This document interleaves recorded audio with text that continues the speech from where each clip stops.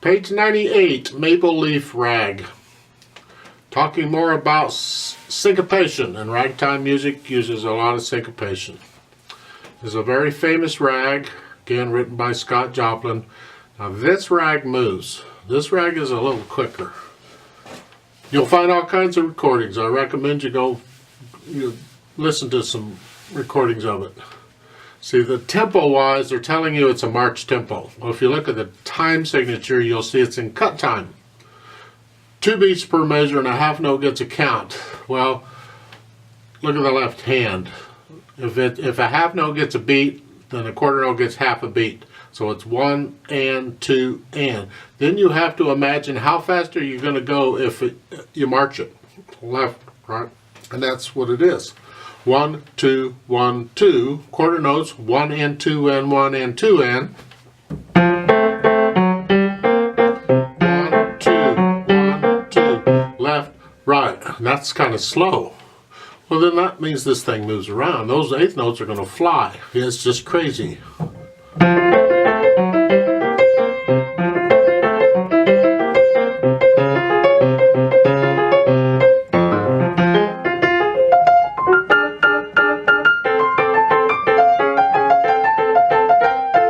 Etc. It moves. But you'll find recordings of it. Have fun with it. You don't play it that fast to start with, because you'll just blah. What we're going to go is really super slow. There's some things I'd like to point out in this. This is the last piece in the book, because after this all you have are those scales that let you know what the scales are and the fingerings and all that. I prefer you go to my videos, because I don't like using written music for scales. I want to focus on the keyboard, not on the music on that. You will find scales in music. There'll be runs, happens to be a scale. Not a problem, because if you already know the scale, you'll recognize it real quick of what it is, and you'll just be able to play it. Back on the subject here, let's start with the right hand. I'm going to go really super slow. Counting wise, I'm going to, let's forget cut time for a minute. Let's go back to 4/4 time and really slow. 1 and 2. This way, these are eighth notes. When the right hand comes in, you have an eighth rest and then a note. So it's 1 and. You come in on and. 1 and 2 and 3 and 4 and 1 and 2 and 3 and 4 and rest. And so work those out real slow. The quarter notes in the left hand can help you is keep it straight. Just know which note you're playing in the right hand when a left hand plays. Really nothing tricky about the rhythm. I mean, the syncopation, so you're going to play notes on off beats and all that. You already had all that. So just take it slow and easy and count it out and you'll get it. Now, the tricky part, there's a few tricky parts. The first one comes along in the third measure of the second line. Look at all this. Because you're starting out way down here on an F, and it's got LH and RH. Doesn't need it, but it's got it because you can still read when they're in the same staff. The notes are in the same staff. You follow the stems. The stem's going down, left hand. Stem's going up, right hand. Then once they get into 2 stabs, then it's easier to read. But for that third measure of the second line, it starts with left hand, and then the right hand, and then the. Notice on the third beat, the quarter note F, the stem's going down, left hand. So again, it's 1 and 2 and 3. Don't have to use a little fingering, I can use any finger. And this has pattern going all the way up. The next measure is the same pattern, it's just higher up. So just follow it.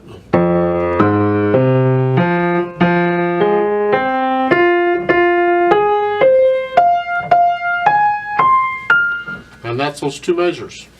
Just memorize them, and then you can focus on the keyboard, which you need to do to know where you're going.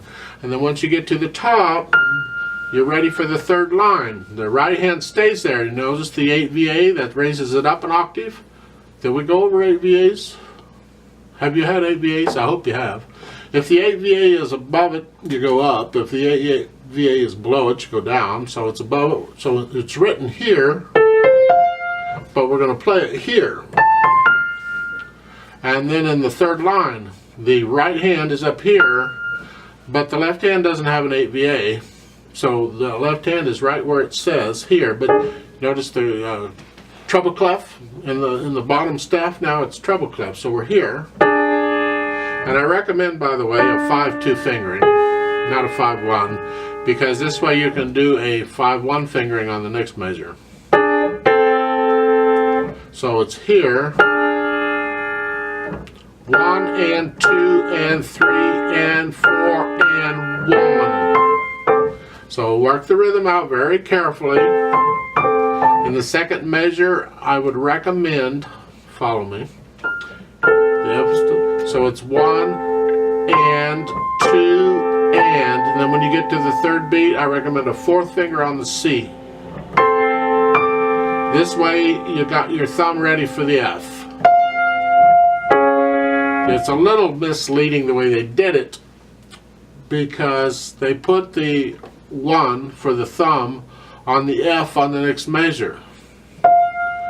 It's tied from before. So if you put a thumb here now, what finger did you use to play it with?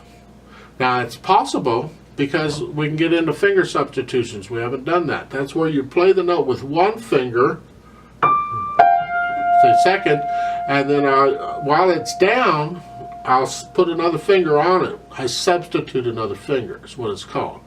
And that really sort of what this is indicating, but I'm telling you, play it with the thumb to begin with. You don't have to worry about it. So the 1 for the thumb should have been on the first F, not that one. Then on the third measure, watch the accidentals, because it's an A flat first of all, but then when you get the A next time, it's a natural, because it has a natural sign. If it didn't have a natural sign, it would be an A flat again.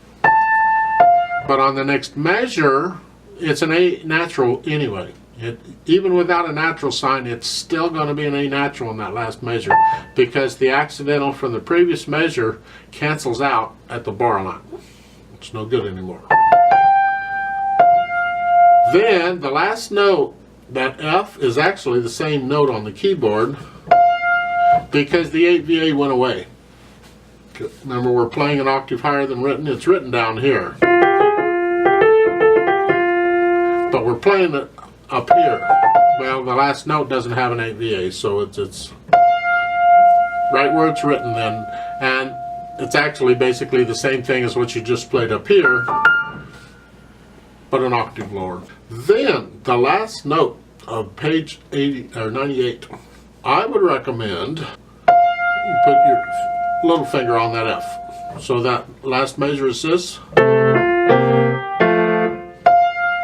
F by itself, because at the top of page 99, the first note is another F with third finger. So you go like so. I find page 99 awkward for me. It's weird because different people find different things awkward on the piano. Other people will find page 99 no problem, breeze right through it. For me, page 98 is fairly simple. I don't have a problem with it. For other people, it might be very awkward. They struggle with it. So everybody's a little different. And it's a challenge when doing these videos, because I don't know exactly what to stress, because I have a lot of different viewers and they're going to find different things awkward. So I have to pretty much cover everything. So I'm boring some people and other people are learning stuff. And that's the way it is. Page 99 in the right hand. The first measure is not bad. But now you got this. Well, if that's fine for you, good. More power to you. Watch the fingering. The next measure is 1/4. Now, on the next measure, they have a 5. That's incorrect. You don't do a 5 there, because you got a D on the next note. You're not going to. What do you use for the D? Up here? No. And you're not going to go 2. No. It should be a 4 on that. So put a little 4 there above that. The first note of the last measure on the first line on page 99. Good Lord, there's a lot of ons on here. So it's 4.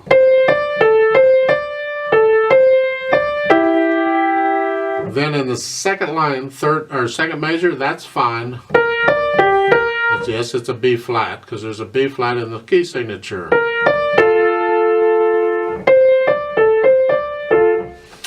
Third line down. Starting off, thumb on the A,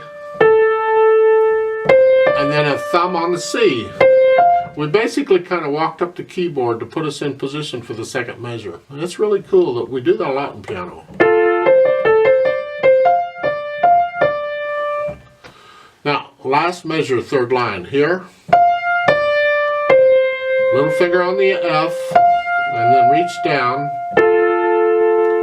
Fourth finger on the C there in the fourth line. Second measure.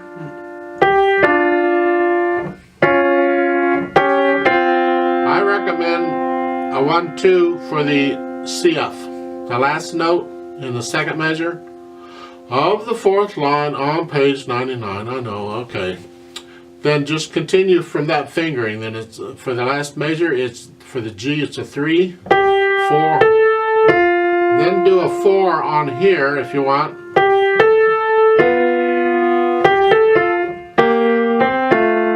For the last line and the first ending there, it's the second measure of the last line. 1, 4. And then for those 3 C's, it's a 5, 3, 1.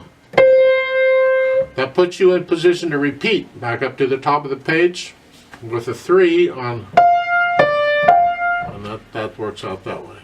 That's pretty much it. For the left hand, you're just pretty much doing what they're telling you to do. Some of the fingerings are a little awkward. I did change that one fingering on page 98, but otherwise you do pretty much what they're just telling you to do. And the left hand doesn't necessarily think or go the way you think it's going to go. It's got surprises in it. So very carefully work out those notes. Don't just figure it's going to do something. This isn't something that we improvise. Ragtime music, we play it the way it's written. Now, roadmap wise, you have first and second endings at the bottom of each page. So you already know how those work. So we're going to do all of that. And we're going to go really, really, really slow here. I'm not going to try and perform it for you. There's plenty of recordings you can listen to it. I just want us to check the notes and the rhythms.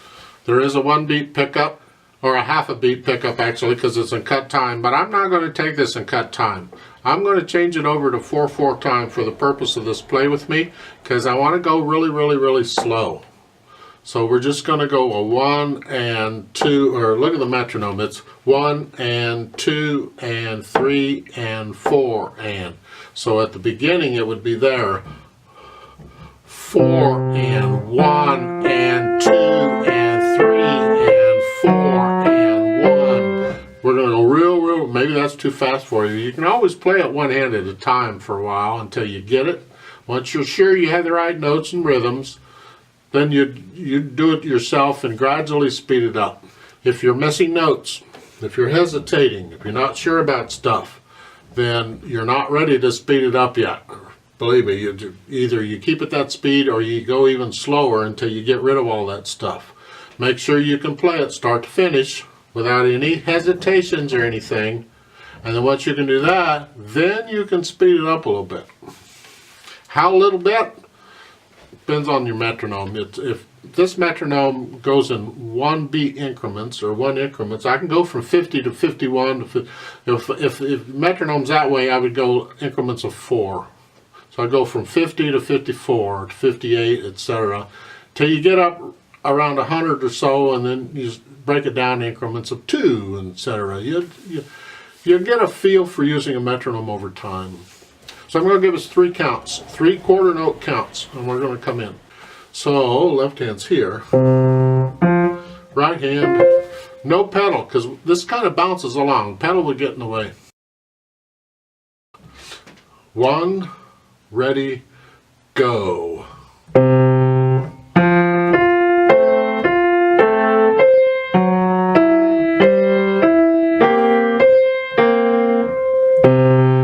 One and